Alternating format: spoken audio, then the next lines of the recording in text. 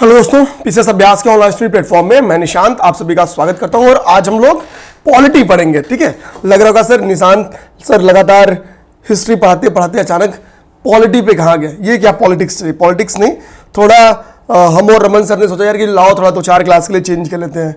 Modern history वो उठा लेते हैं और पॉलिटी में उठा लेता हूँ। अब आपको एक दिन में 2 क्लास मिलने वाली है। ठीक है, हिस्ट्री और पॉलिटी आपको पैरेलली मिलेगी। हिस्ट्री और पॉलिटी जैसे ही खत्म होगी उसके बाद से 2 सब्जेक्ट, मतलब एक सब्जेक्ट आपका प्रिपेयर होना स्टार्ट हो रहा है, वो है साइंस। जनरल साइंस की क्लासेस ठीक है हम लोग तैयार कर रहे हैं, बहुत ही बेहतरीन क्लासेस। तो प्लीज जो नए टीचर्स के द्वारा लाई जा रही वो क्लास उन्हें सपोर्ट करना। ठीक है, क्योंकि आप एक बार वो क्लास आने दो फिर आपको समझ में आ जाएगा। ठीक है, कि वो क्लास पढ़ाया किसे जा रहा है, क्योंकि काफी वर्क करके उन्होंने वो क्लास प्रिपेयर करा है। उसके बाद से हम और रमन सर क्या करेंगे, ज्योग्राफी उठाएंगे। ठीक, एक शख्स उठाएगा वर्ल्ड ज्योग्राफी, एक शख्स उठाएगा इंडियन ज्योग्राफी। तो एक ही सब्जेक्ट में दोनों लग जाएंगे तो जल्दी से आपकी ज्योग्राफी कंप्लीट करेंगे। फिर उसके बाद से हम लोग के पास 2 सब्जेक्ट बचे, वो है इन्वायरमेंट, इकोलॉजी और इकोनॉमिक्स। ठीक है, यूपी स्पेशल भी एक सब्जेक्ट है, निपटा लेंगे, दिक्कत नहीं होगी। तो विश्वास रखो, जो मैंने आपसे बोला था सितंबर अगस्त लास्ट का वेट करना। ठीक है, तो अगस्त लास्ट का वेट करो, आपको लगेगा कि यार ये बहुत सारे सब्जेक्ट खत्म हो गए, मतलब जो वादा था ना वो पूरा हुआ। थोड़ा सा मेंस की क्लासेस के लिए हमने 15 दिन पहले रोक दी। हमारा टारगेट था कि हम लोग 1 अगस्त से मेंस की क्लास रोकेंगे, बट 15 दिन पहले रोक दी। आज 19 से 15 क्या 10-12 दिन पहले रोक दी। ठीक, तो कोई बात नहीं, होता रहता है, चलता रहता है। और स्टार्ट करते हैं। वो क्लासेस भी कंटिन्यू होंगी। 50 क्लासेस अराउंड कंप्लीट हो गई है, 50 क्लास और 100 फ्री क्लासेस का वो था। तो प्री के बाद अपन लोग मेंस के 5वें और 6वें पे लग जाएंगे। तो देखो रमन सर ने जहां तक करवा दिया था वहां से आगे बढ़ते हैं। मुझे जो टॉपिक मिला है वो मिला है, ठीक है, आपके हाई कोर्ट और जो आपकी अधीनस्थ न्यायालय उसके ऊपर। ठीक है, ये टॉपिक से हमको आगे स्टार्ट करना है। अब देखो हाई कोर्ट से या हम लोग कहें पूरी न्यायिक व्यवस्था से पॉलिटी में 2 क्वेश्चन मिनिमम बनते हैं। ठीक, एक क्वेश्चन का संबंध ऐसा माना जाता है कि उच्च न्यायालय से संबंधित हो जाता है और एक क्वेश्चन का संबंध आपके सुप्रीम कोर्ट से हो जाता है। तो 2 क्वेश्चंस बन के आते हैं। पूरी पॉलिटिक्स अराउंड 15 to 18 क्वेश्चन की करीब में बन के आते हैं। कभी कभी इनकी संख्या 12 भी जाती है, यानी पॉलिटिक्स, क्योंकि आजकल हिस्ट्री की संख्या बढ़ जा रही है तो थोड़ा सा पॉलिटी कम कर देता है। कोई नहीं, अपना काम है तैयार करना, तो करते हैं। तो देखो हम होता है कि अच्छा यहां पे मैंने क्या किया है, आप बोलोगे सर ये बीच में क्या 2 चीज लिख दो। तो देखो जो हाई कोर्ट है वो क्या अधीनस्थ न्यायालयों का क्या होता है, सुप्रिटेंडेंट होता है। यानी अधीनस्थ न्यायालय क्या जाता है, बेसिकली अधीक्षक का काम करते हैं, इनका इसके अंडर में रहते हैं। ठीक है, अब देखो आर्टिकल 235 यहां पे मैं आपको दे रहा हूं कि भाई कि आर्टिकल 235 क्या कहती है, वेरी इंपॉर्टेंट आर्टिकल है। हालांकि उसके पहले हम लोग क्या करेंगे, हाई कोर्ट से संबंधित कुछ आर्टिकल्स को देखते हैं, इसको समझते हैं।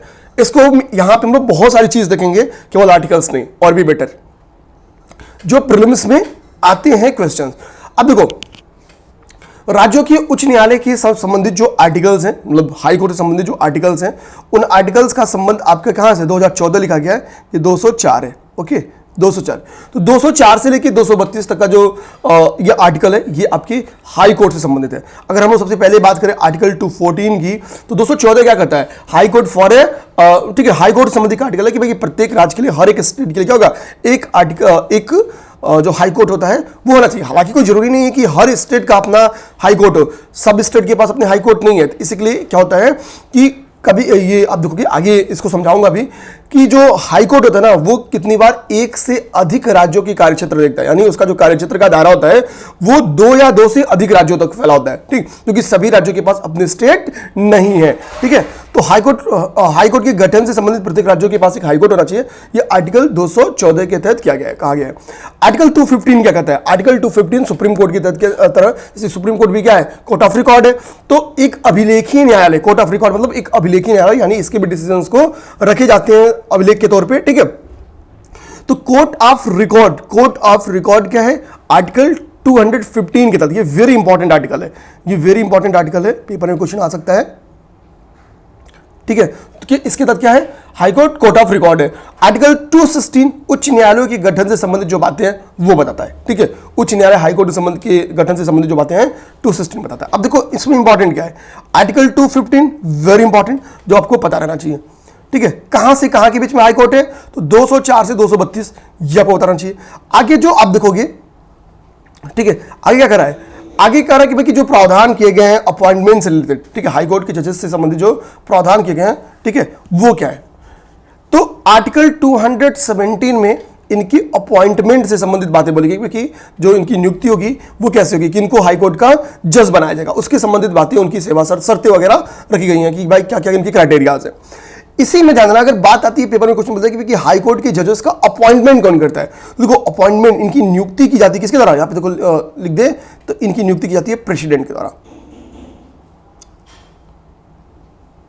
यानी राष्ट्रपति के द्वारा इनकी क्या की जाती है, नियुक्ति की जाती है। ओके, राष्ट्रपति के द्वारा इनकी नियुक्ति की जाती है।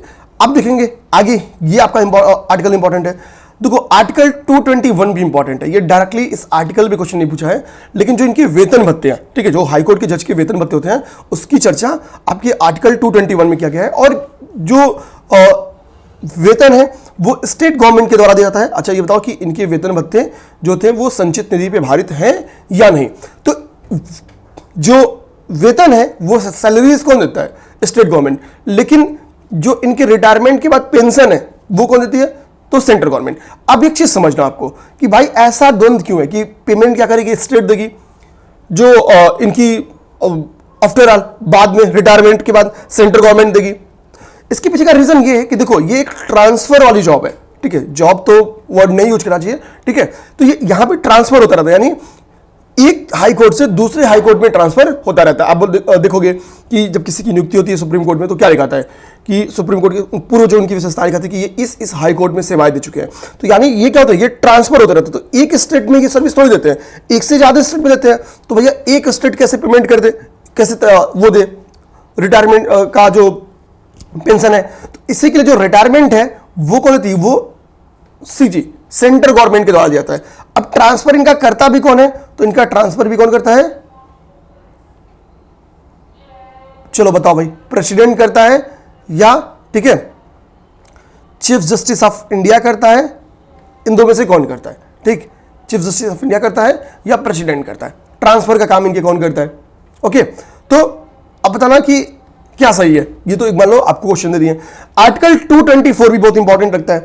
आर्टिकल 224 क्या होता है, कार्यकारी न्यायाधीश की नियुक्ति से संबंधित है, ठीक है, हमको होता है एडॉक जो एडॉक न्यायाधीश होते हैं सुप्रीम कोर्ट में, आपको याद होगा, ठीक है, एडॉक न्यायाधीश की नियुक्ति क्या की जाती है, तो सुप्रीम कोर्ट में, ठीक। तो अपर एवं कार्यकारी न्यायाधीश की नियुक्ति कौन करता है, ठीक है, यहां पे भी चलो एक होमवर्क दे देता हूं। आप बताओ क्या प्रेसिडेंट के द्वारा की जाती है, गवर्नर के द्वारा की जाती है, या तीसरा लो जो मुख्य न्यायाधीश होते हैं हाई कोर्ट के, ठीक है, हाई कोर्ट के जो मुख्य न्यायाधीश होते हैं, ये शॉर्ट में लेता हूं जज, ठीक है, उनके द्वारा, मुख्य न्यायाधीश के द्वारा की जाती है, हाई कोर्ट की जो, ठीक है, उनके द्वारा की जाती है। तो आपको बताना है इन तीन में से किनके द्वारा कार्यकारी न्यायाधीश की नियुक्ति की जाती है, ठीक। तो एक होमवर्क कहां पे मिल गया आपको, एक होमवर्क आपको ट्रांसफर से संबंधित मिल गया होमवर्क, और एक होमवर्क आपको यहां मिल गया। ओके, ये चीजें आप जान लिए। इसके बाद से अगर हम लोग थोड़ा सा स्लाइड करके नीचे जाएं तो यहां पे हाई कोर्ट की अधिकारिता, हाई कोर्ट की अधिकारिता के ऊपर चर्चा की गई है, ठीक है। तो आर्टिकल 221 में आर्टिकल 226 इनके और भी ज्यादा इंपॉर्टेंट है। आर्टिकल 226 क्या कहता है, power of issues writ, writ से संबंधित जो इनके पावर हैं उनके संदर्भ में है। और ध्यान देना यहां से क्वेश्चंस एक बार नहीं 3-4 बार बन के आ गया। तो आर्टिकल 226 जो है ये वेरी इंपॉर्टेंट है, सबसे ज्यादा वेरी वेरी इंपॉर्टेंट है। आप अगर देखोगे जुडिशरी में सबसे ज्यादा इंपॉर्टेंट, खासतौर पे उच्च न्यायालय से क्वेश्चन बन के आने की संभावना होते हैं वो इश्यूज। अब तो हाई कोर्ट 5 टाइप का रिट जारी करता है, मतलब बंदी प्रत्यक्षीकरण, परमादेश, प्रतिषेध, ठीक है, उत्प्रेषण। तो इस तरीके से क्या है 5 रिट जारी करता है। एक जो बचा उसका नाम बता सकते हो। अब उन रिटों का किससे संबंध है वो पेपर में क्वेश्चन बन के आता है, ठीक। अब देखो तो कह रहा है कि पावर ऑफ इश्यूज रिट, देखो आर्टिकल 32 अनुच्छेद 32 के तहत रिट जारी करने की शक्ति किसके पास है, सुप्रीम कोर्ट के भी पास है, लेकिन कि ओनली किसके लिए, केवल फंडामेंटल राइट के लिए, ओनली फॉर फंडामेंटल राइट, केवल फंडामेंटल राइट के लिए रिट जारी कर सकती है सुप्रीम कोर्ट। जबकि हाई कोर्ट के पास ये जो रिट जारी करने की जो शक्ति है, जो दायरा है, वो बहुत ही विस्तारित है। ये सभी प्रकार के, ठीक है, वो सभी प्रकार के रिट क्या कर सकती है, अन्य क्षेत्रों के लिए भी जारी कर सकती है। यानी हम लोग यहां से समझना रिट जारी करने की शक्ति की अगर बात करें केवल इतनी सी, तो वो सुप्रीम कोर्ट के भी पास है, वो हाई कोर्ट के भी पास है। बट हो क्या रहा है, हाई कोर्ट के पास जो वो पावर है, वो शक्ति है, वो तुलनात्मक ज्यादा है सुप्रीम कोर्ट से। तो यानी प्रारंभिक क्षेत्राधिकार कि जो शक्ति है वो हाई कोर्ट और सुप्रीम कोर्ट दोनों के पास है, लेकिन शक्ति ज्यादा या कम किसके पास है? कंक्लूजन अगर निकालोगे तो कंक्लूजन क्या निकलता है कि हाई कोर्ट इस मामले में ज्यादा शक्तिशाली है। अब देखो यहां पे एक इसी बुक के कंक्लूजन से मैंने एक एक्सप्लेनेशन से एक पार्ट क्या किया, यहां पे पेस्ट किया है। देखो क्या कह रहा है, कह रहा है कि उच्चतम न्यायालय को आर्टिकल 32 के तहत उच्च न्यायालय को अनुच्छेद 226 के तहत तो मूल अधिकार की रक्षा के लिए, जैसे देखो क्या करता है, प्रत्यक्ष बंदी प्रत्यक्षीकरण, परमादेश, प्रतिषेध, उत्प्रेषण और अधिकार परीक्षा, किस अधिकार से आपने ये काम किया, ठीक है, रिट जारी करती है। उत्प्रेषण में बेसिकली क्या होता है, मान लो कि लोअर कोर्ट है, तो लोअर कोर्ट मान लो कि अपने दायरे से बाहर जाके कोई डिसीजन देती है या किसी मामले की सुनवाई करती है, तो हाई कोर्ट उस मामले को अपने पास ट्रांसफर करा लेगी, ठीक है, क्योंकि ये आपके अधिकार के बाहर की चीज है। अब मान लो कि अगर उस मुद्दे पे लोअर कोर्ट ने या अधीनस्थ न्यायालय ने डिसीजन दे दिया, तो क्या होगा, वो डिसीजन रद्द हो जाएगा, क्योंकि वो अपने अधिकार के बाहर जाके डिसीजन दे दिया, तो वो डिसीजन रद्द हो जाएगा और ये केस कहां ट्रांसफर हो जाएगा? हाई कोर्ट के पास। तो उत्प्रेषण में बेसिकली ये होता है। ओके, चलो बंदी प्रत्यक्षीकरण में हमको बताया 24 आवर में बंदी को क्या होता है, 24 घंटे में बंदी को मजिस्ट्रेट के सामने पेश करना होता है, ठीक, क्यों, किस अधिकार से, क्यों इसको, ठीक है, अरेस्ट किया गया, तो 24 आवर में ये बातें बोली जाती है। ओके, अब हम लोग आते हैं एक बार अपने क्वेश्चंस को देखना स्टार्ट करते हैं। अगर हमने इतना समझ लिया, आप देखोगे 13 क्वेश्चन आपके अब तक आज तक स्टेट पीएससी ने डिफरेंट एग्जामिनेशन में हाई कोर्ट और अधीनस्थ न्यायालयों से पूछे हुए हैं। अब उन 13 क्वेश्चन को लगाने की कोशिश करते हैं। क्वेश्चन नंबर 1 क्या कह रहे हैं? क्वेश्चन नंबर 1 हाई कोर्ट से संबंधित करा है कि नीचे कुछ स्टेटमेंट दिए गए, उनमें कौन सा रॉन्ग स्टेटमेंट है, ठीक है। कर आगे देखो कह रहा है, पहला स्टेटमेंट क्लियर पढ़ना, मान लो आपको जो नहीं आ रहा है कोई बात नहीं है। द्वितीय अपील उच्च न्यायालय के अपीलीय क्षेत्राधिकार में है, सपोज आपको नहीं पता है, जो सेकंड अपील है वो उच्च न्यायालय के क्षेत्राधिकार में है, मान लो आपको नहीं पता है। सेकंड स्टेटमेंट आओ, उच्च न्यायालय के प्रत्येक न्यायाधीश की नियुक्ति राष्ट्रपति करता है। अभी तो मेरे भाई ऊपर ही बताया हूं, इसकी अपॉइंटमेंट से रिलेटेड कौन सा आर्टिकल है, तो अपॉइंटमेंट से रिलेटेड जो आर्टिकल है वो आर्टिकल 217 है, आर्टिकल 217 है, जस्ट अभी ऊपर चर्चा किया हूं, ठीक। आगे क्या हो, कह रहा उच्च न्यायालय के न्यायाधीशों की नियुक्ति राज्यपाल द्वारा की जाती है। अब या तो नियुक्ति राष्ट्रपति, देखो कभी भी आपको नहीं पूछे पेपर में, कभी भी नहीं टाइप का क्वेश्चन है और दो स्टेटमेंट एक दूसरे के जस्ट अपोजिट आते हैं, चाहे वो सीसेट में हो या जीएस पेपर 1 में, दोनों में, तो आंसर उन्हीं में छिपा होता है। जैसे यहां पे क्या कर रहा है, इसकी नियुक्ति राष्ट्रपति करते हैं और इनकी नियुक्ति राज्यपाल करते हैं। कौन करता है भाई, करेगा या तो राष्ट्रपति कर रहा होगा या तो राज्यपाल कर रहा होगा। तो ऑलरेडी आपने पता है कि अपने लोगों ने राष्ट्रपति के बारे में पढ़ दिया है, राज्यपाल के संदर्भ में इनकी शक्तियां नहीं है। राज्यपाल क्या होता है, जो अधीनस्थ न्यायालय है, जैसे मान लो जो पीसीएसजे निकालते हैं, ठीक है, तो पीसीएसजे वालों के जो जजेस होते हैं उनकी जो नियुक्तियां है, उनका जो अपॉइंटमेंट है वो कौन करता है, वो राज्यपाल के द्वारा किया जाता है। ओके, जो मजिस्ट्रेट हम लोग देखेंगे ना कि देखो मजिस्ट्रेट और जज में एक बहुत बड़ा डिफरेंस है, ठीक है, मजिस्ट्रेट और जज एक ही बात नहीं है। तो जो मजिस्ट्रेट होते हैं ना उनकी नियुक्ति देखना, आप देखोगे जैसे चुनाव चल रहा है तो मजिस्ट्रेट आपको गाड़ियों पे लेंगे, अब शहर में देखोगे मजिस्ट्रेट नाम की गाड़ियां घूमती रहती हैं, तो मजिस्ट्रेट की जो अपॉइंटमेंट होती है वो कौन करता है, वो भी राज्यपाल करता है, ठीक। पीसीएसजे को सेलेक्ट करता है तो उसकी भी नियुक्ति कौन करेगा, राज्यपाल करते हैं, ठीक, ये चीज समझना होगा। तो हाई कोर्ट के जजेस की नियुक्ति राज्यपाल के द्वारा नहीं की जाती है, यही रॉन्ग स्टेटमेंट था, ऑप्शन नंबर सी इसका सही है। ओके, अब आते हैं कार्यकारी न्यायाधीशों की नियुक्ति की जाती है। तो मैंने बताया कि यार हाई कोर्ट में क्या होता है, कार्यकारी न्यायाधीश यानी जो एक्टिंग जजेस होते हैं उनकी नियुक्ति की जाती है। आर्टिकल भी मैंने बता दिया 224 आर्टिकल 224 पहले ही चर्चा कर चुका हूं। ध्यान रखना कि यहां पे क्या लिखा हुआ है, ठीक है, कि या तो यहां पे देखो उच्चतम न्यायालय में एडॉक न्यायाधीश होते हैं, आर्टिकल 127 और हाई कोर्ट में आर्टिकल 224 के तहत क्या होते हैं, कार्यकारी न्यायाधीश होते हैं। इसका आंसर क्या होगा, तो एडॉक न्यायालय है, मतलब ठीक है, एडॉक जो जजेस हैं उनके ऊपर क्वेश्चन ऑलरेडी यूपी पीसीएस ने पूछा हुआ है। उम्मीद करेंगे कि जो ठीक है सुप्रीम कोर्ट वाला टॉपिक था वहां पे क्वेश्चन दिया रहेगा, वहां पे आप लोगों ने इसको किया भी होगा। तो ये हो गया।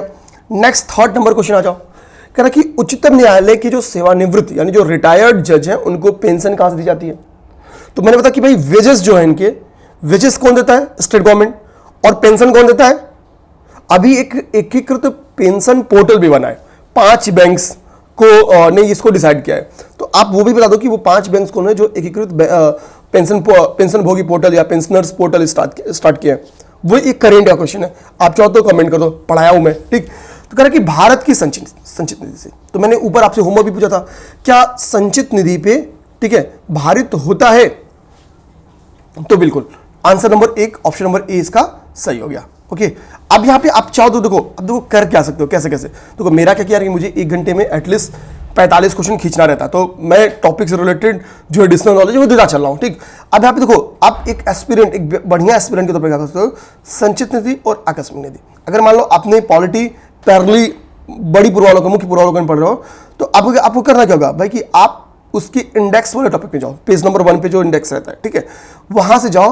आपको क्या करना कि संचित निधि क्या होती है, आकस्मिक निधि क्या होती है, इनसे फंड निकालने की व्यवस्था क्या होती है, भाई किसकी अनुमति से फंड निकाला जा सकता है, ठीक है, किस आर्टिकल में इनकी व्यवस्था की गई है, ये सारी चीजें आप लोग तैयार कर सकते हो, ठीक। तो यहां पे मतलब मेरे कहने वाला है, मैं चाहूं तो यहां पे एक होमवर्क दे सकता हूं।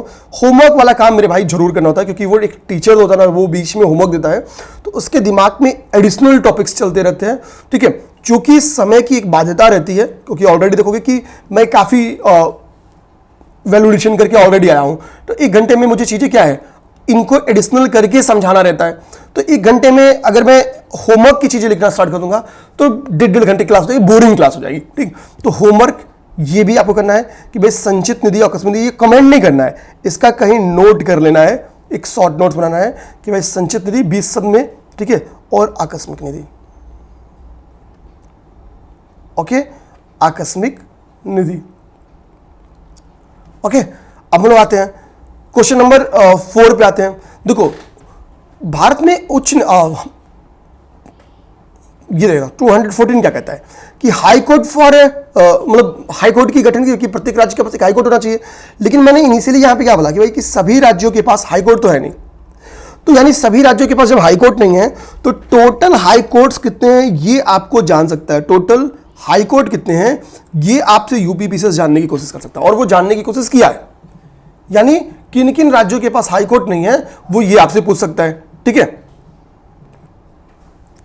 अब देखो यहां पे क्वेश्चन क्या किया गया है, यहां पे सेम क्वेश्चन बनाया है कि भारत में उच्च न्यायालयों की संख्या कितनी है। क्लियर क्वेश्चन था, लेकिन 2008 का क्वेश्चन था, तो जायज बात है। अभी 2013 में क्या किया गया है आप देखोगे, 2013 में अब यहीं पे देखना 4 हाई कोर्ट्स की स्थापना की गई थी, ठीक है।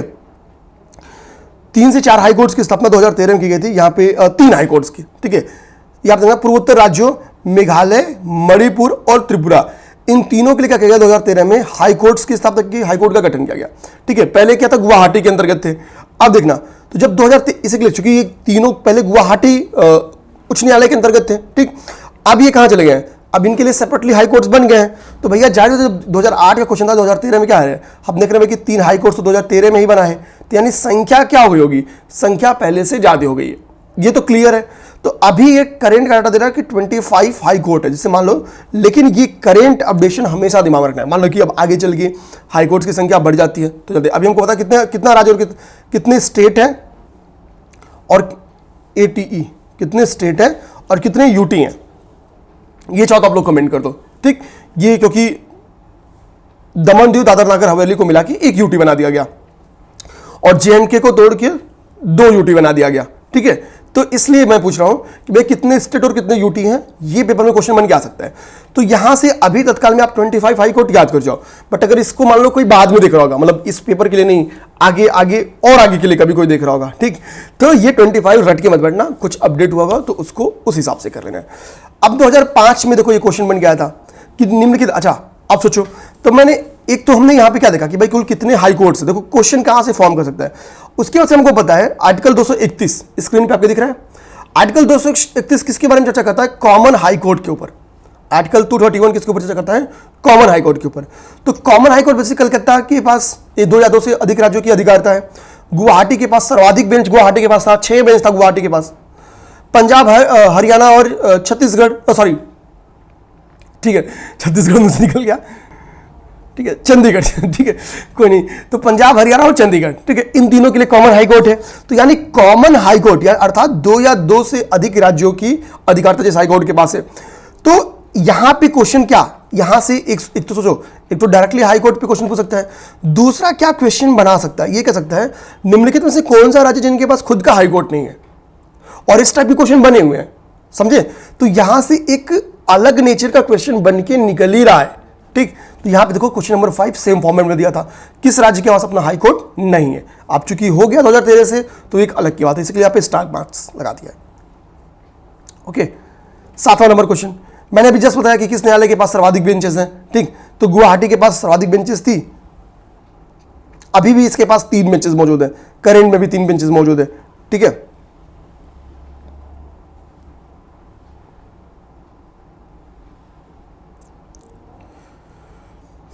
अब आते हम लोग नेक्स्ट देखेंगे। अच्छा, गुवाहाटी में अभी मोदी जी ने 1000 करोड़ का इन्वेस्टमेंट किया है, वहां पे एक मंदिर का जीर्णोद्धार किया जा रहा है, ठीक है।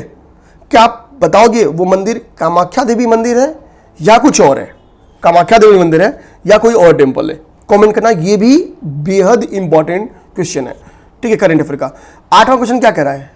नहीं का क्वेश्चन है, तो नहीं को हमेशा क्या करना है, ब्लॉक में रख देना है। कौन कह रहा है कि निम्नलिखित में से कौन सा राज्य उच्च न्यायालय का मुख्य क्षेत्राधिकार नहीं है? देखो, परामर्श संबंधी जो क्षेत्राधिकार होते हैं ये ओनली सुप्रीम कोर्ट के, ठीक है, सुप्रीम कोर्ट के। राष्ट्रपति परामर्श ले लेता है, ये किसके हैं? तो ये supreme court and high court दोनों के हैं, सुप्रीम कोर्ट और हाई कोर्ट के दोनों के। निरीक्षण का क्षेत्राधिकार भाई हाई कोर्ट के पास भी है, अधीनस्थ न्यायालयों का, ठीक है।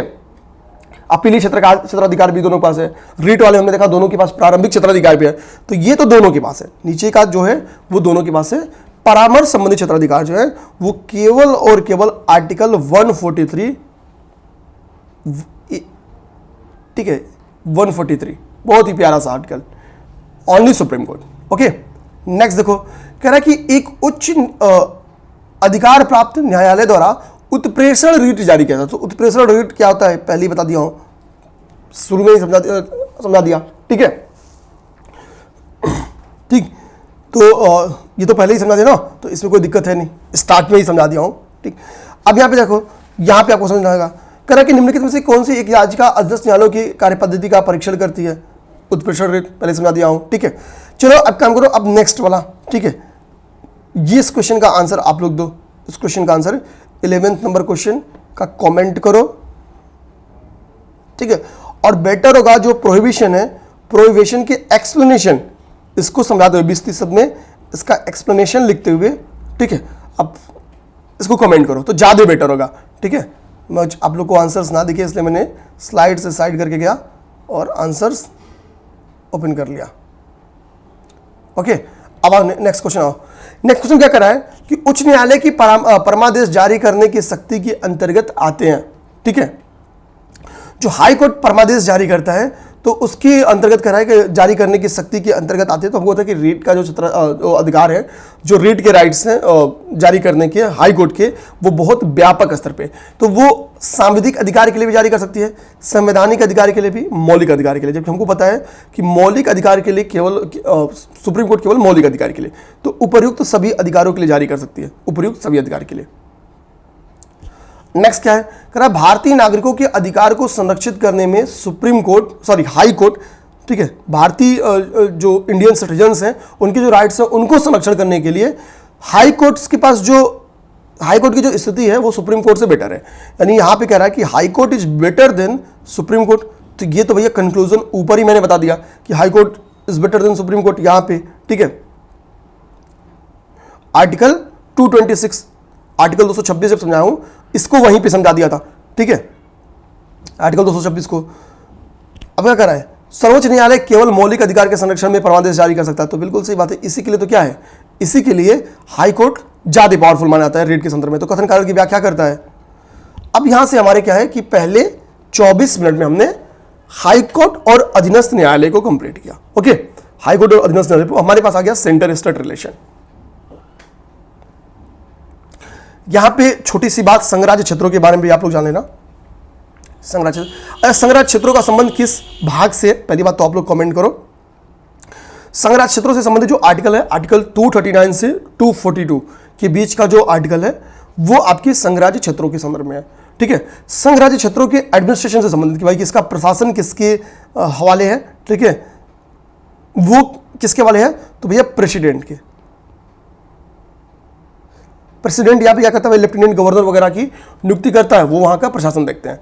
इसमें दो आर्टिकल्स बहुत इसके सब आर्टिकल्स के तौर पे आर्टिकल 239A और 239AA बहुत ज्यादा इंपॉर्टेंट रखते हैं।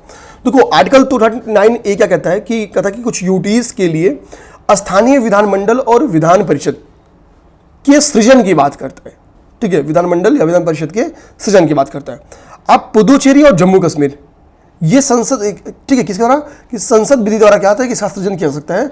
लेकिन 239A में केवल दो यूटीज की बात की गई है, और वो दो यूटीज कौन है, पुदुचेरी J&K, पुदुचेरी और J&K। 239AA की बात करेंगे तो उसमें क्या है, 239AA ये बात किसके लिए करता है, दिल्ली के संदर्भ में करता है। तो दिल्ली के लिए बात नहीं की गई है 239A में, 239A में बात की गई है दिल्ली के लिए। और हमको पता है कि इसके लिए जो विशेष प्रावधान के लिए क्या 69 कॉन्स्टिट्यूशनल अमेंडमेंट किया गया 1991 में, और ये एरिया क्या है, राष्ट्रीय राजधानी क्षेत्र है, ठीक है, राष्ट्रीय राजधानी क्षेत्र के तौर पे इसको नामित किया गया है। अब हम रखेंगे सेंटर स्टेट रिलेशन। भाई देखो संघीय व्यवस्था हमारे यहाँ है, ठीक है, हालांकि सेंटर हमारे यहाँ पावरफुल है, हमको पता है संघीय व्यवस्था हमने अपनाया है, बट हमको पता है कि centre is more powerful to state. कई जगहों पे भाई राज्यपालों की नियुक्ति कौन करता है, राष्ट्रपति करता है, सुझाव कौन देता है, सेंट्रल गवर्नमेंट देती है, ठीक है। जो बड़े अधिकारी होते हैं IAS IPS उनकी नियुक्ति कौन करती है, संघ लोक सेवा आयोग करती है। संघ लोक सेवा किसके अंतर्गत है, तो ठीक है, इससे हमको समझ में आता है। अब लोक सेवा, राज्य लोक सेवा आयोग को ले लो, ठीक है, तो भाई हटा कौन सकता है मेंबर्स और अध्यक्ष को, राष्ट्रपति, फिर बात वहीं चली गई। तो यानी centre is more powerful to state, इसमें कोई दो राय नहीं है, ठीक है, इसमें कोई दो राय नहीं है। एक चीज समझो, दूसरी चीज समझो, तो जब दो लोग को क्या करना है, दो लोग को सामाजिक आर्थिक विकास पे ध्यान देना है अपने क्षेत्र के अंदर। भाई भारत सभी के लिए, जो सेंटर क्या करेगी, पूरे भारत के लिए काम करेगी काम, और स्टेट गवर्नमेंट अपने टेरिटोरी के लिए, अपने लोगों के लिए, यूपी की गवर्नमेंट यूपी के लिए करेगी, बिहार की गवर्नमेंट बिहार के लिए करेगी, कर्नाटक वाली कर्नाटक के लिए करेगी। तो इसमें क्या देखने को मिल सकता है भाई, कुछ कॉन्फ्लिक्ट देखने को मिल सकता है। सामाजिक आर्थिक मुद्दों पे क्या है, कुछ कॉन्फ्लिक्ट, एडमिनिस्ट्रेशन को लेकर कॉन्फ्लिक्ट देखने को मिल सकता है, ठीक है, विधायी संबंध, ठीक है, कानून कौन बनाएगा उसके लिए कुछ विवाद हो सकता है, तो कॉन्फ्लिक्ट की स्थिति आ सकती है। अगली बात क्या है, यही नहीं, स्टेट और स्टेट के बीच में भी कॉन्फ्लिक्ट आ सकता है। भाई राज्य बाउंड्री बना रहे हैं, मान लो रिवर्स एक दूसरे के पास जा रही हैं, कॉन्फ्लिक्ट आ जाएगा भाई कि रिवर पे किसका कंट्रोल है, ठीक है। मान लो कि रॉ मटेरियल्स को लेके कॉन्फ्लिक्ट आ जाता है, यानी स्टेट के बीच में भी कॉन्फ्लिक्ट आ सकता है। तो हमारा क्या होगा, एक तो कॉन्स्टिट्यूशन ने बहुत व्यवस्था की है कि भाई कि कॉन्फ्लिक्ट ना होके समन्वय के आधार पे काम चले, जैसे अंतरराज्यीय परिषद का निर्माण के हो, ठीक है। 7वीं अनुसूची में सेंटर स्टेट के बीच में 3 लिस्ट लेके आई, स्टेट लिस्ट, ठीक है, स्टेट की लिस्ट लेके आई, सेंट्रल लिस्ट लेके आई, और कॉन्करेंट लिस्ट यानी समवर्ती सूची लेके आई। जो इन तीनों में नहीं उसके लिए अपशिष्ट विषय लेके आई, ठीक, कि भाई पहले से बता देना कि ये विषय तुम्हारा है, ये विषय तुम्हारा है, ठीक। लेकिन कुछ महत्वपूर्ण विषय स्टेट को दिए गए, कभी जरूरत पड़ सकती है कि उस पर लॉस कौन बनाए, एडिशनल कंडीशन में सेंटर बनाए। तो राज्यसभा को यह पावर दे दिया गया भाई कि अगर ऐसा कंडीशन मान लो आ ही जाता है सपोज, तो वो काम एक्चुअली उन विषयों पे काम स्टेट गवर्नमेंट करे तो ज्यादा बेटर है। लेकिन मान लो ऐसा कंडीशन आ गया कि उस पर सेंटर को काम करना पड़े, तो मैं आपको पावर देती हूं कि आप 1 साल के लिए आप क्या कर सकते हो कि कुछ नियम बना सकते हो कि भाई कि ठीक है, एक संकल्प पारित करके सेंटर को दे सकते हो, सेंटर 1 साल उस पर काम करेगी, ओके। तो यानी एक तो कॉन्स्टिट्यूशन ने व्यवस्था बनाया कि भाई इनके बीच में झगड़ा उगड़ा ना हो, कॉन्फ्लिक्ट ना हो।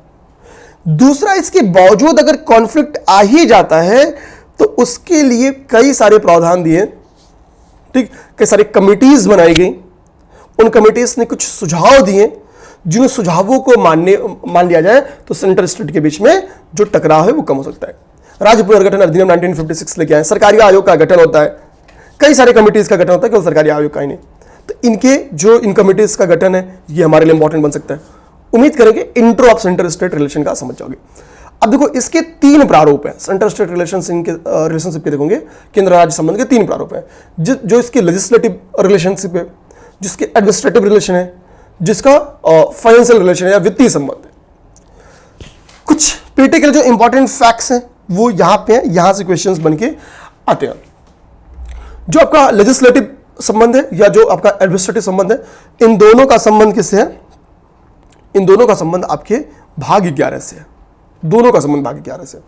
वित्तीय संबंध आपका किससे है? वित्तीय संबंध आपका भाग 12 से। तो पहली बात, तीनों सेंटर स्टेट रिलेशन के तीनों जो संबंध है वो एक भाग में नहीं है, वो दो भाग में है। ये आपका वित्तीय संबंध क्या है? वो 12 नंबर ही है, ठीक है, भाग 12 में मौजूद है, ठीक, ओके। होता ना बेटा 2 नंबरी बाप 10 नंबरी, ठीक है, तो नंबरी मतलब, ठीक है, तो समझना वित्तीय संबंध। अब देखो यहां पे अध्याय 11, ठीक है, ये तो इंपॉर्टेंट है। यहां पे देखो आर्टिकल को आप लोग ध्यान से देखोगे तो क्या है, 245 से 55, यानी पहला जो 10 आर्टिकल है वो विधायी संबंधों के ऊपर है। 256 से 63 प्रशासनिक के ऊपर है। 68 से 93 आपका कितना, 68 to 93, ये वित्तीय संबंध को रिप्रेजेंट करता है, वित्तीय संबंध को रिप्रेजेंट करता है। हम कि भाई आर्टिकल 263 में क्या क्या क्या है? अंतरराज्यीय परिषद के गठन की बात बोली गई है। अंतरराज्यीय परिषद के गठन की बात बोली गई है, ओके, आर्टिकल 263 में। हम सरकारी आयोग आपकी 83 में बनी थी। 1983 में आपको क्या होती है? आपकी सरकारी आयोग बनी थी।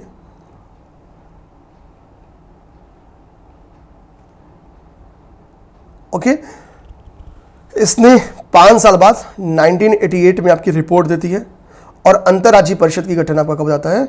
1990 में अंतरराज्यीय परिषद का गठन होता है। ये फैक्ट अब देखो यहाँ पे इसके लिए लिखा हुआ भी है कि सरकारी आयोग का गठन 1983 में क्या क्या था? 2 इसके अदर जो मेंबर्स थे, ठीक है, वो थे बी शिवरामन और एसआर सेन। ये 2 अदर मेंबर्स थे। इन अदर मेंबर्स के भी ऊपर क्वेश्चन बन के आ सकता है, तो हम लोग इन अदर्स मेंबर्स के लिए भी तैयार रहेंगे। ये 2 मेंबर्स थे। आइए अब हम लोग क्वेश्चन को टैकल करने की कोशिश करते हैं, ठीक है, क्वेश्चन को टैकल करने की कोशिश करते हैं। ओके, देखो क्वेश्चन कह रहा है, पहला देखो एक चीज समझो, कुछ बेसिक कॉन्सेप्ट बेस्ड क्वेश्चन समझना। कह रहा है कि भारत में केंद्र राज्य संबंध निर्भर करते हैं, तो केंद्र राज्य संबंधों के लिए भाई संवैधानिक प्रावधान भी है, ठीक है, परंपराओं और व्यवहारों पर ही, भाई परंपराओं का तो सहारा कॉन्स्टिट्यूशन में भी लिया गया है, ठीक है, न्यायिक व्याख्या भी सुप्रीम कोर्ट कितनी बार एक्सप्लेनेशंस करती है, ठीक है। तो बातचीत के लिए यंत्र विन्यास पे, ठीक है, जो कमेटीज हम लोग बनाई जाती हैं सहमति के लिए, ठीक है, तो बातचीत की तरीका क्या है कि स्टेट के बीच में, सेंट्रल स्टेट के बीच में समन्वय क्रिएट किया जा सके, ठीक है, दोनों के बीच में संबंध बेटर किया जा सके। तो यानी ये चारों ऑप्शन सही है, सभी चारों सही। नॉर्मली ये जो सभी चारों ऐसे लिखा रहना, आपको नहीं आता हो, अगर मान लो क्वेश्चन नहीं आ रहा है, आप टिक भी कर देना, हालांकि आ रहा हो तो क्वेश्चन को रीड करना है, ठीक। आ जाओ, दूसरा नंबर क्वेश्चन भी इसी के पैटर्न, ये 2009 के प्री में आया था क्वेश्चन, ये 2010 के मेंस में क्वेश्चन आता है कि फिर से क्वेश्चन था कि एक संघीय राज्य व्यवस्था में सम्मिलित है संघ राज्य संबंध, समन्वय के लिए तंत्र, भाई विवाद होगा, कॉन्फ्लिक्ट होगा तो तंत्र हो, ऊपर ही एक्सप्लेन किया हूं भी। राज्यों के मध्य संबंध बेटर हो, स्टेट के बीच में कॉन्फ्लिक्ट ना आए, विवादों को सुलझाने के लिए तंत्र, तभी तो समन्वय के लिए तंत्र या विवादों को सुलझाने के लिए तंत्र। बात तो ये विवाद को सुलझाने के लिए तंत्र डेवलप करोगे तो समन्वय स्थापित होगा। तो यानी चारों, इसका भी चारों कहां पे है? इसका भी चारों। ये बेसिक कॉन्सेप्ट को पढ़ना, इतना अपने लोग समझ लिए हैं, जान लिए कि इसको करना सही बात, बहुत आसान है। तीसरा नंबर क्वेश्चन क्या कह रहा है? भारतीय संविधान के किस भाग में केंद्र राज्य संबंधों की, अब देखो कुछ स्पीड बढ़ाऊंगा मैं, तो भाग 11 में है, पहले बता चुका हूं, इसको डिस्कस करने का कोई मतलब नहीं है। चौथा नंबर क्वेश्चन आओ, कह रहा है केंद्र और राज्य के मध्य शक्तियों के वितरण के लिए भारत में 3 अनुसूचियां हैं, ठीक है, भारत में क्या है? 3 अनुसूचियां हैं। और कह रहा है कि भाई कि किसमें, किस आर्टिकल? तो देखो आर्टिकल 245 एंड 246 ध्यान देना है। जो आर्टिकल 246 है उसमें आपको क्या है, क्या दिखेगी? उसमें 3 अनुसूची दिखेगी, संघ और राज्य और समवर्ती, आर्टिकल 246 में। तो अनुच्छेद 246 में क्या है? 3 अनुसूची है। 7वीं अनुसूची आपकी यहीं पे है, 7वीं अनुसूची, इसमें 3 सब्जेक्ट है, स्टेट, सेंटर और कॉन्करेंट, समवर्ती। तो 7वीं अनुसूची यहां से आप समझ जाना, ऑप्शन नंबर डी सही है। आ गया करा कि विधायी शक्तियों का केंद्र और राज्यों के मध्य वितरण संविधान की किस अनुसूची में है? अभी जस्ट अनुसूची में चर्चा किया, 7वीं अनुसूची, आर्टिकल 246 में इसका चर्चा है। वे विषय जिन पर, अच्छा यहाँ पे 3 अनुसूची आपको दिख रही हैं, संघ, संघ सूची या सेंटर सूची मैं उसको बोल दिया हूं। संघ सूची क्या है? संघ सूची पे जो लॉज बनेगा, इसमें जो भी सब्जेक्ट है, शेयर मार्केटिंग इसमें है, ठीक है। तो बेसिकली जो राष्ट्रीय महत्व के विषय हैं वो सब संघ सूची में। आपको कभी बताना हो कि ये संघ सूची में है, राज्य सूची में है, तो थोड़ा दिमाग पे जोर देना और सोचना कि ये राष्ट्रीय महत्व का विषय है या क्षेत्रीय महत्व का विषय है, ठीक है। थोड़ा इस पे आपको सोचना रहेगा। तो यानी ये आपके लिए क्या है, बहुत आसान है इसको करना। ओके, ये इसको करना बहुत आसान है। अब यहाँ पे आपके पास राज्य सूची के विषय, राज्य सूची के विषय पे कौन काम करता है? स्टेट काम करती है, स्टेट काम करती है। समवर्ती सूची जिसको हम लोग कॉन्करेंट लिस्ट करते हैं, इस पे काम कौन करती है? तो इस पे सेंटर एंड स्टेट दोनों काम करती है, दोनों लोग इसमें मिलजुल के काम करते हैं। तो समझे ना, अब यहाँ पे क्या कर रहा है कि वे विषय जिन पर केंद्र और राज्य सरकारें दोनों कानून बना सकती हैं, तो वो आपकी होगी कॉन्करेंट लिस्ट, दोनों पे काम, ठीक है। 7वें नंबर क्वेश्चन पे आओ।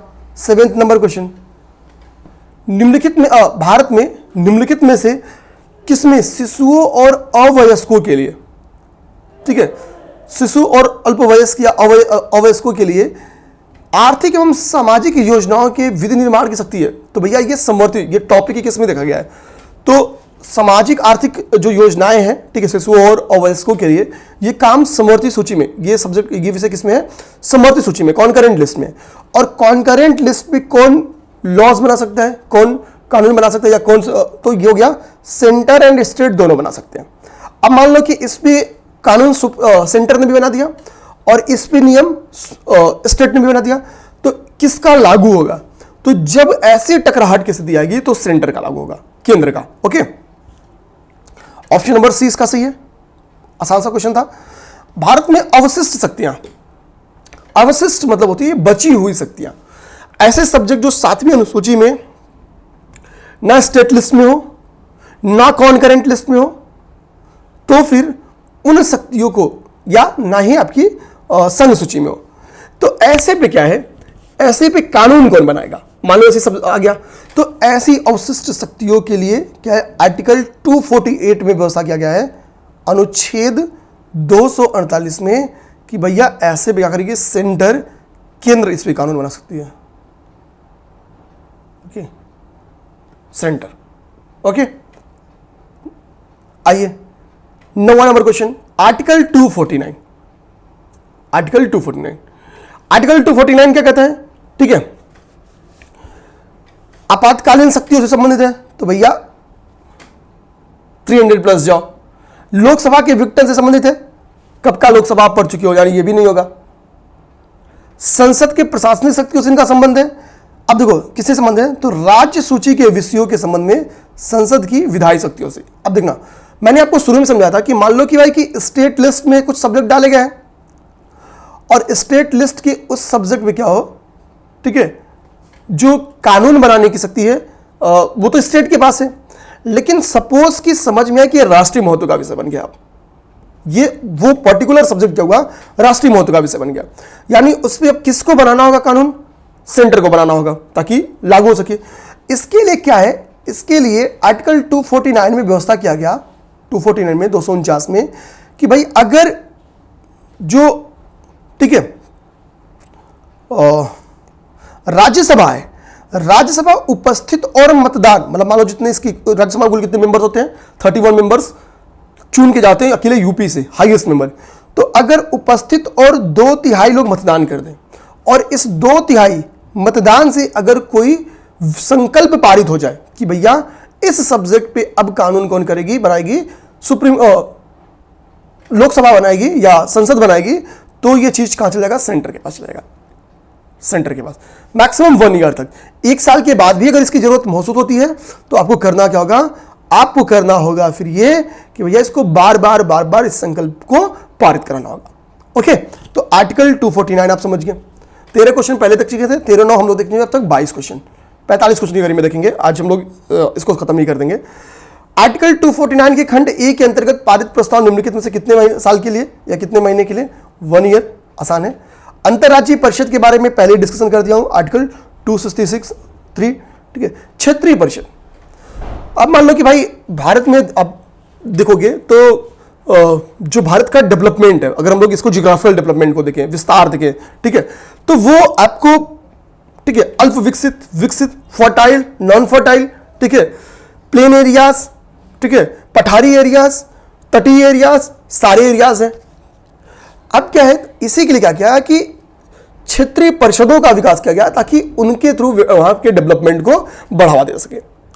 ध्यान देना, जब ये क्षेत्रीय परिषदों का विकास किया गया तो इसमें भी नॉर्थ ईस्ट नहीं शामिल है। नॉर्थ ईस्ट, देखो हम लोग राज्य पुनर्गठन अधिनियम 1956 लेके आते हैं। 1956 के तहत हम लोग क्षेत्रीय परिषदों का न्यू रखते हैं। तो चूंकि ये क्या है, ये इसकी व्यवस्था संविधान में या नहीं है, ठीक है, इसकी व्यवस्था संविधान में नहीं है, तो इसी के लिए संविधान द्वारा इसका सृजन नहीं हो रहा है। ये संवैधानिक बॉडी नहीं है, कॉन्स्टिट्यूशनल बॉडी नहीं है, कानून के तहत इसका निर्माण हो रहा है। इसी के लिए क्या है, ये सांविधिक या स्टैट्यूटरी बॉडी है, ठीक है। तो क्वेश्चन पूछ किया है कि ये संवैधानिक निकाय है या फिर ये सांविधिक निकाय है। तो यह एक सांविधिक निकाय है जिसको संसदीय कानून द्वारा बनाया गया है, राज्य पुनर्गठन अधिनियम 1956 के तहत। ओके, 1956 के तहत आपको पता है भाषा के आधार पर जो विवाद खड़ा हुआ था, उसके बाद से हमने पहली बार आंध्र प्रदेश की गठन किया, फिर राज्य पुनर्गठन अधिनियम बनाते हैं। उसके तहत क्या होता है कि कई सारे राज्यों का पुनर्गठन करते हैं भाषा के आधार पर।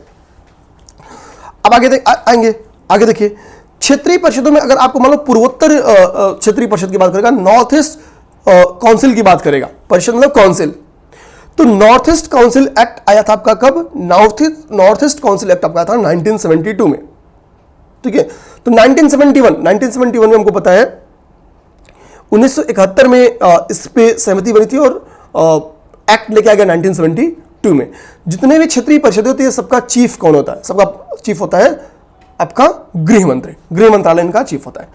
13 नंबर क्वेश्चन है, क्षेत्रीय परिषदें क्या है, एक संवैधानिक संस्था है, कौन सा करा है, कौन सा गलत है, सही है। 1956 के तहत क्षेत्रीय परिषद बनी थी, कितनी, कुल 5 क्षेत्रीय परिषदें बनी थी, कुल 5 क्षेत्रीय परिषदों का गठन किया जाता।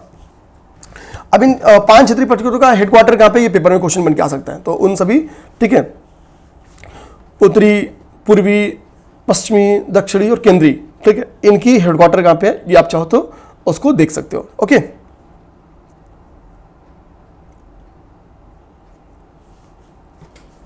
ठीक, हाँ, चंडीगढ़ यहां पे क्या कर रहा है, चंडीगढ़ राज्य नहीं है फिर भी एक क्षेत्रीय परिषद में है, तो बिल्कुल सही बात है भाई, ठीक है, ये उत्तरी परिषद में है शामिल, ठीक है, तो पूरी एरिया को ही बांट लिया गया आपको। हाँ, ये दिमाग रखना, ये एक परामर्शदात्री संस्था है, अर्थात इसके डिसीजन बाध्यकारी नहीं होते। ओके,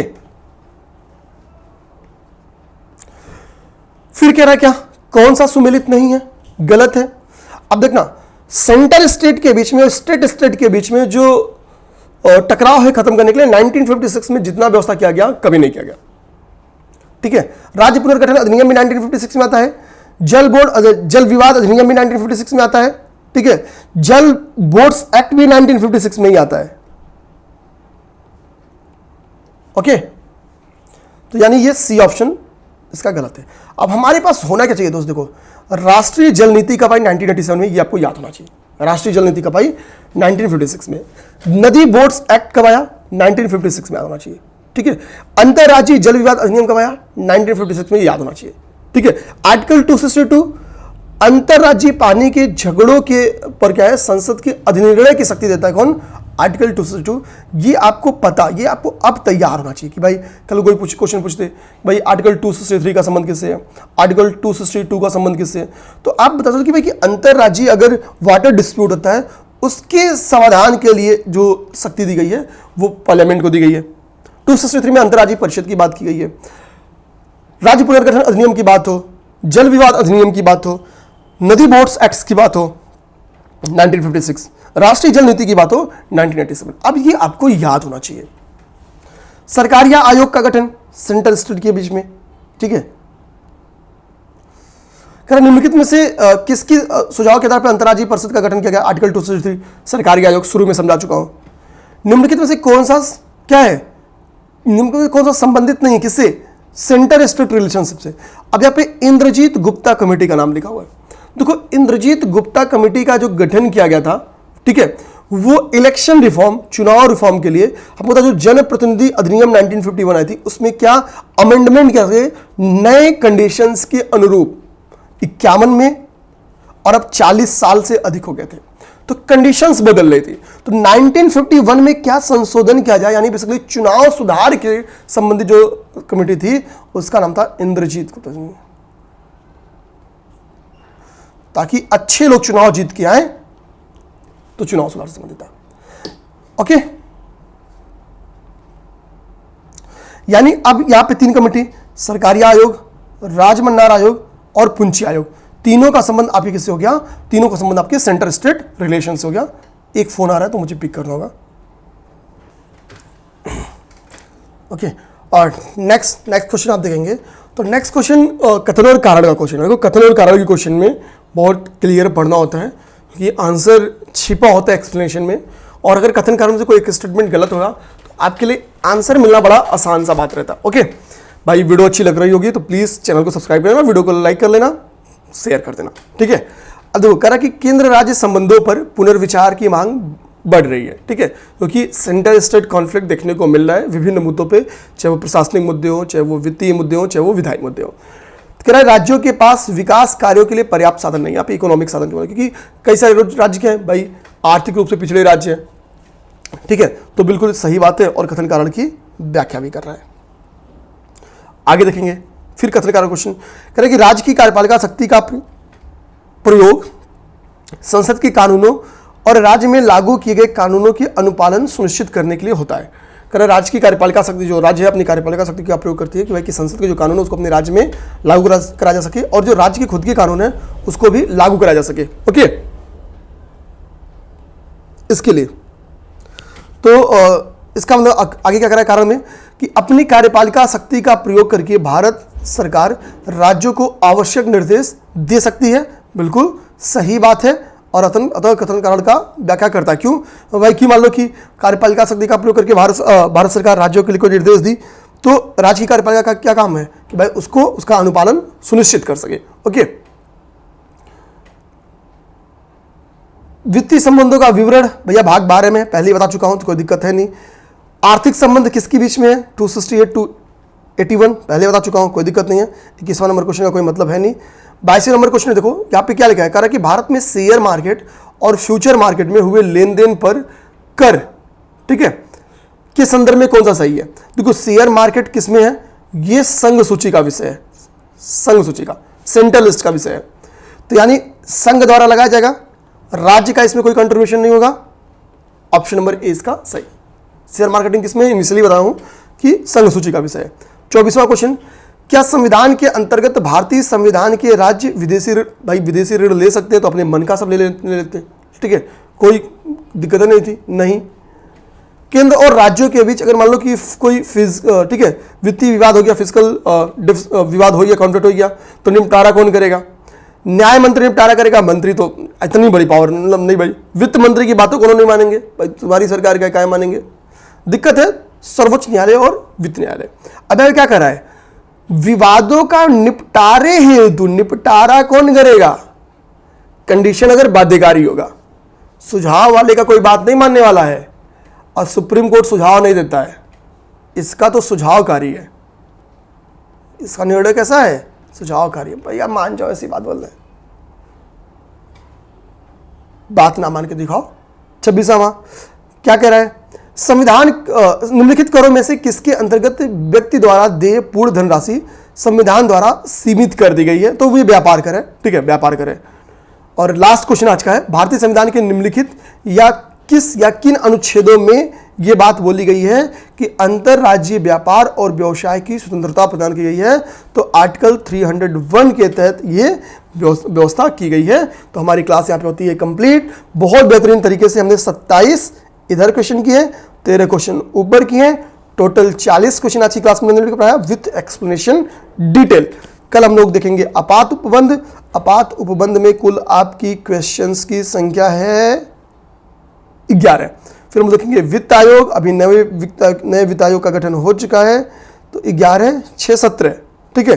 तीसरा हम लोग देखेंगे नीति आयोग और योजना आयोग, यहां से क्वेश्चन की संख्या है आपकी 14, तो 17 14 होता है 31।